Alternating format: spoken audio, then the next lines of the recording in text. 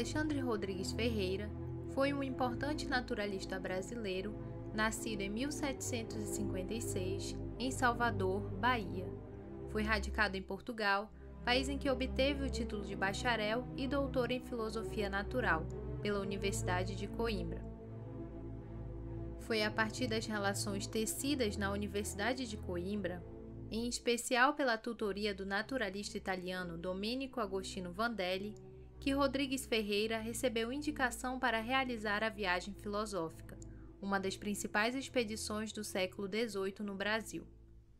A nomeação para que o naturalista chefiasse a expedição ocorreu no ano de 1778 pela rainha Dona Maria I. No entanto, a viagem rumo ao Brasil partiu do Porto de Lisboa somente no dia 1º de setembro de 1783, sob intensa atividade preparatória. Nessa expedição, Rodrigues Ferreira foi acompanhado pelos desenhistas José Joaquim Freire e Joaquim José Codina, além do jardineiro botânico Agostinho Joaquim do Cabo. A viagem teve como objetivo empreender investigações sobre territórios que até então eram desconhecidos do ponto de vista científico e econômico. A partir da expedição, o naturalista percorreu as capitanias do Grão-Pará, Rio Negro, Mato Grosso e Cuiabá. Por onde passava, Alexandre Rodrigues Ferreira fazia registros manuscritos, iconográficos e etnográficos da fauna, flora e dos habitantes locais, a fim de enviar informações à coroa portuguesa, e parte das remessas eram endereçadas ao Real Gabinete da Ajuda, em Lisboa.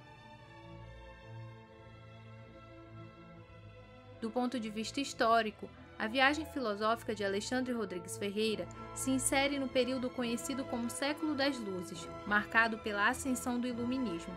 Durante o século XVIII, os ideais iluministas ganharam espaço no campo filosófico, político e econômico, regendo algumas das transformações de pensamento daquela época, principalmente no continente europeu. Portugal passava por um período de transição, cujas mudanças eram reflexo das reformas do ministro Sebastião José de Carvalho, que ficou conhecido como Marquês de Pombal. Algumas delas buscavam desenvolvimento econômico e o aumento dos lucros com a colônia brasileira. A expedição chegou em Belém em 31 de outubro de 1783. Após um ano nessa cidade, a expedição seguiu curso para Barcelos, sede da capitania de São José do Rio Negro.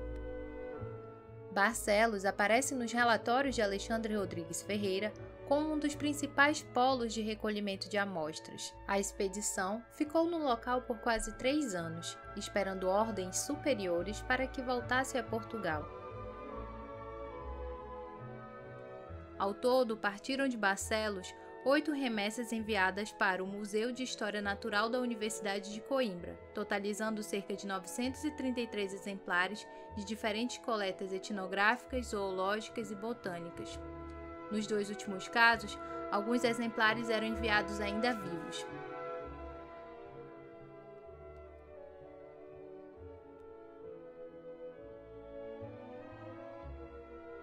Dentre os materiais enviados pelo naturalista, também se destacam variados objetos, como máscaras, indumentárias, instrumentos musicais e peças cerâmicas produzidas pelos indígenas.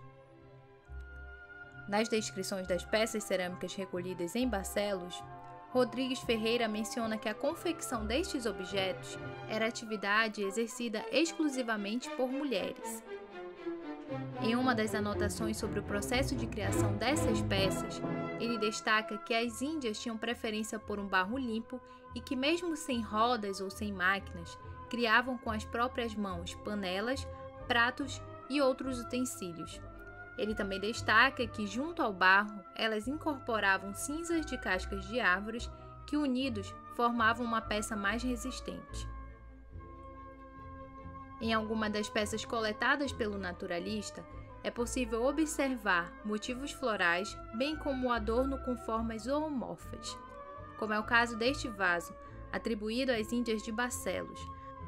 A peça foi feita em barro de cor branca e possui como ornamentação grafismos nas cores vermelha e preta. Sua forma geral remete a uma onça deitada, de boca entreaberta e língua protuberante. Em outros vasos recolhidos em Barcelos, notamos a predominância de formas arredondadas e o uso de alças laterais. Neste vaso, por exemplo, além dos adornos florais e dos traços que remetem aos animais, há formas antropomorfas. O emprego de alças laterais indica que essas peças poderiam ser utilizadas como utensílios domésticos. Ainda no Amazonas, o naturalista recolheu máscaras utilizadas em rituais dos índios Jurupixuna. Dessa experiência resultou a pintura intitulada Duas Pessoas Mascaradas, assinada pelo desenhista Joaquim José Codina. Conforme descreveu, os índios do Rio Negro utilizavam indumentárias fabricadas com entrecascas de árvores, cuja fina consistência do material se assemelhava a uma espécie de papel. As máscaras seguiam os padrões das festividades e, mais do que um mero acessório, possuíam funções simbólicas e funcionavam em conformidade com o tipo de comemoração dos rituais. Nas palavras do naturalista, o festejo por causa de uma boa caçada de porcos se faz com uma máscara que representa a cabeça de um porco, o da pescaria de um peixe-boi com outra máscara que o representa.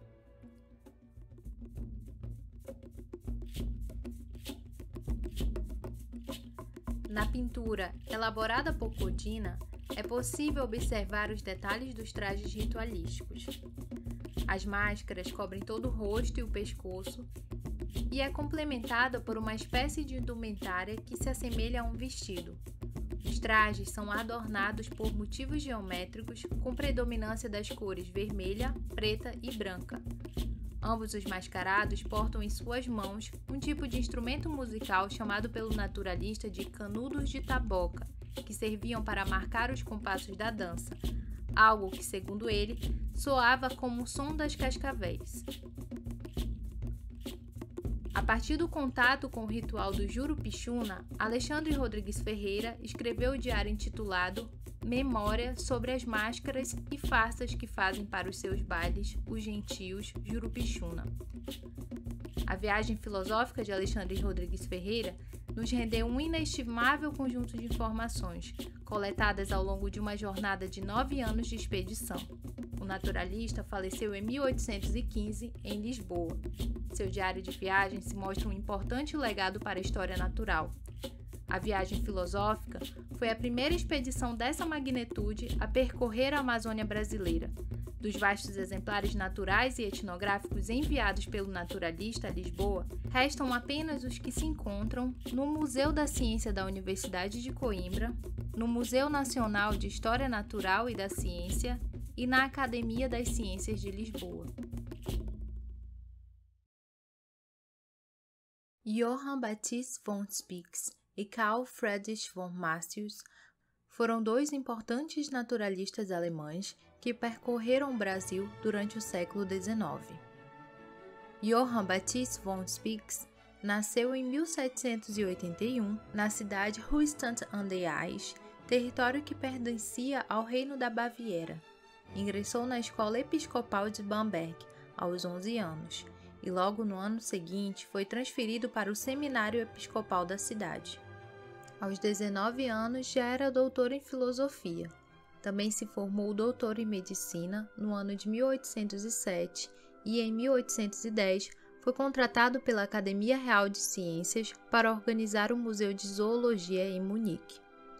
O currículo do cientista, assim como seu renome, definiram a escolha para que Spix coordenassem as pesquisas que integrariam a comitiva da arquiduquesa austríaca Maria Leopoldina, em viagem ao Brasil. Carl Friedrich von Martius, por sua vez, foi convidado a integrar a expedição por recomendação de Spix.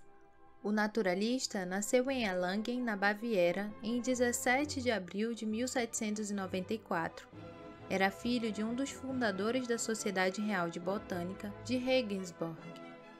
Ingressou em 1810, aos 16 anos, na Universidade Frederiks Alexander para estudar medicina. Na universidade dedicou-se ao estudo de botânica, tendo sido aluno de naturalistas alemães de tradição iluminista. Recebeu o diploma de doutorado em 1814 com uma tese construída como um catálogo científico para o Jardim Botânico de Erlangen. Os naturalistas chegaram ao Brasil em 1817, sob ordens do imperador da Baviera, Maximiliano I, para investigar principalmente aspectos da fauna e da flora local. A expedição aportou no Rio de Janeiro. O percurso dos naturalistas durou 3 anos e estima-se que a viagem tenha percorrido cerca de 14.000 quilômetros, distribuídos entre as capitanias do Rio de Janeiro, São Paulo, Minas Gerais, Bahia, Piauí, Maranhão e Grão-Pará. Embora os objetivos da viagem fossem, a princípio, investigar e coletar a maior quantidade de informações possíveis sobre aspectos da flora e fauna brasileira, os naturalistas não se detiveram apenas a esses 2 campos. Suas anotações também permearam os campos da história, da agricultura, da pecuária, da geologia, da antropologia e da etnografia dos povos que viviam no Brasil. Assim como Alexandre Rodrigues Ferreira, Spix e Márcios recolheram artefatos indígenas, como máscaras dos índios ticuna usadas em rituais sagrados. O uso desses artefatos foi representado na gravura intitulada Cortejo Solene dos Tecunas, publicada junto ao Atlas de Viagem. A gravura é assinada por Philip Smith. Na gravura são representados 16 indígenas. 2 deles usam máscaras e indumentárias que cobrem totalmente o rosto e grande parte do corpo, deixando visíveis apenas as mãos e os pés. Os 2 mascarados puxam uma espécie de cortejo e são acompanhados por 2 crianças que seguram a parte de baixo de seus trajes. A composição da gravura representa uma cena presenciada por Spix. Em seus relatos, o viajante descreve que um dos líderes do cortejo trata-se de Jurupari, um personagem mitológico dos índios da região amazônica. Na cena, ainda constam outros mascarados. 2 deles usam indumentárias semelhantes aos líderes do ritual, enquanto que o restante utiliza máscaras de animais diversos, dentre eles a representação de um veado, uma onça, uma anta e um pássaro. O préstito termina com 2 mulheres indígenas, uma segura um bebê no colo e a outra um casco de uma tartaruga, usado como um instrumento musical. O Atlas de Viagem de Spix e Márcios foi dividido em 3 volumes. O primeiro foi publicado em 1823, o segundo volume foi publicado em 1828 e o terceiro em 1831, 11 anos após o retorno à Alemanha. A primeira publicação em língua portuguesa do livro ocorreu somente em 1938 pelo Instituto Histórico e Geográfico Brasileiro. Ao todo, a coleção recolhida por Spix e Márcios contou com 85 espécies de mamíferos, 350 espécies de pássaros, 130 de anfíbios, dentre outros animais da fauna brasileira. Algumas espécies de plantas e de animais eram levados para a Europa ainda vivos. Spix e Márcios também resgataram 5 crianças indígenas prisioneiras de guerra de tribos rivais. 2 delas chegaram com vida na Alemanha, mas faleceram pouco tempo depois. Para além dos relatos assinados por ambos os naturalistas, Márcios publicou mais de 40 volumes sobre a flora brasileira. Ele também publicou alguns livros que apontam dados linguísticos e etnográficos dos povos indígenas daquele período. Spix publicou 9 livros sobre a fauna brasileira, faleceu em 1826 e participou de forma integral somente dos 2 primeiros relatos de viagem. Contudo, todos os volumes foram assinados pelos 2 naturalistas. Os estudos de Spix e Márcios tornaram-se fundamentais para estudiosos de todos os tempos. Os atlas de viagens pelo Brasil colaboraram com a construção do imaginário das terras no Novo Mundo. As análises, os conteúdos iconográficos e as observações dos naturalistas constituem um rico legado historiográfico que serve de base para estudos mais recentes. Hermano Stradelli é conhecido por ter sido pioneiro nos estudos e publicações sobre os relatos dos povos indígenas do Amazonas. Conde naturalista ítalo-brasileiro, nascido em meados do século XIX, no ano de 1852, na cidade de Borgotaro, em Piacenza, Stradelli era o primogênito de uma família nobre de 7 irmãos. Renunciou a um estilo de vida confortável e aos estudos da Faculdade de Direito na Universidade de Pisa para viver no coração da selva amazônica. Para que esta aventura fosse possível, dedicou-se de forma autodidata aos estudos das línguas espanhola e portuguesa, além da topografia, design, astronomia, meteorologia, ornitologia, botânica, farmácia, homeopatia, etnografia e fotografia. Estudos estes que serviram de base para as observações tecidas em suas expedições pelo Amazonas. Em 1889, Stradelli chegou ao Brasil com o apoio da Real Sociedade Geográfica Italiana. Foi para esta instituição que Stradelli enviou diversos relatórios. Alguns deles eram acompanhados por fotografias de autoria do próprio naturalista. Foi em junho de 89 que Stradelli chegou na cidade de Manaus, local que serviu como ponto de partida de diversas expedições que tiveram como objetivo a investigação da geografia amazônica e da cultura dos povos indígenas que ali habitavam. Naquele período, a cidade de Manaus passava por transformações em decorrência do ciclo da borracha, cujas mudanças eram refletidas principalmente em seu conjunto arquitetônico. Além das paisagens urbanas, o conde registrou suas passagens em diversas expedições. A primeira delas ocorreu em 1880, seguindo os cursos do Rio Purus e seus afluentes, Mamoré e Ituxi. Parte dessa expedição teve a companhia dos missionários franciscanos Venâncio Ziloc, Matteo Canione e Francesco Sidani. Foi durante essa viagem que também conheceu Alessandro Sabatini, que o influenciou a estudar a língua Nhengatu, língua nativa do Alto Amazonas. Dentre as principais expedições acompanhadas por Stradelli, também destaca-se a pacificação dos cristianais, em 1884, uma missão coordenada por João Barbosa Rodrigues, o então diretor do Museu Botânico de Manaus.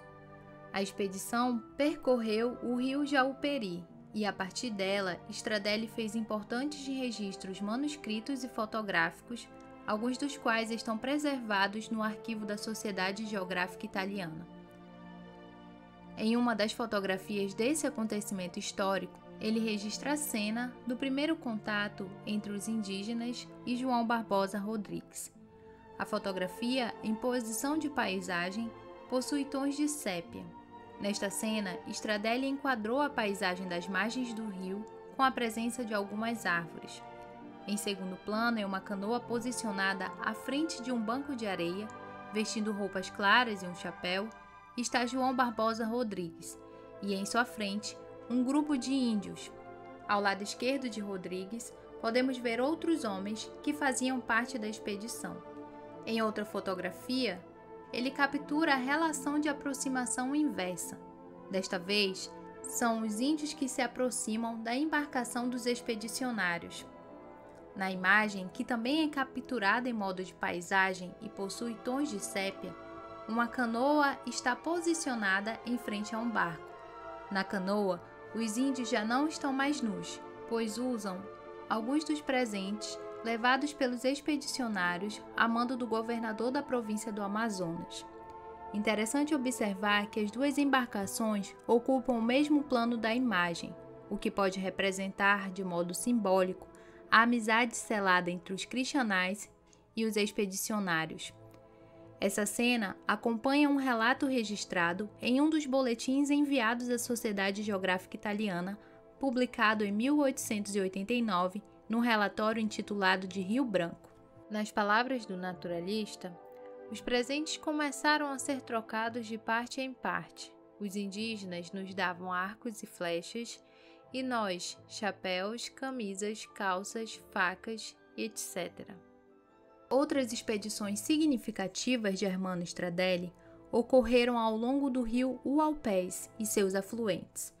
Ao todo, foram 3 expedições pelas águas desse rio, percorrendo cerca de 700 quilômetros. Na última delas, iniciada em 1890 e finalizada em 1891, o fotógrafo teve a companhia de Maximiliano José Roberto, um índio mestiço, que o auxiliou no registro de mitologias indígenas, dentre elas a Lenda do Jurupari, publicada em italiano em 1890 pelo Boletim da Sociedade Geográfica Italiana. Stradelli foi pioneiro ao registrar de forma textual algumas mitologias indígenas, com destaque ao personagem Jurupari.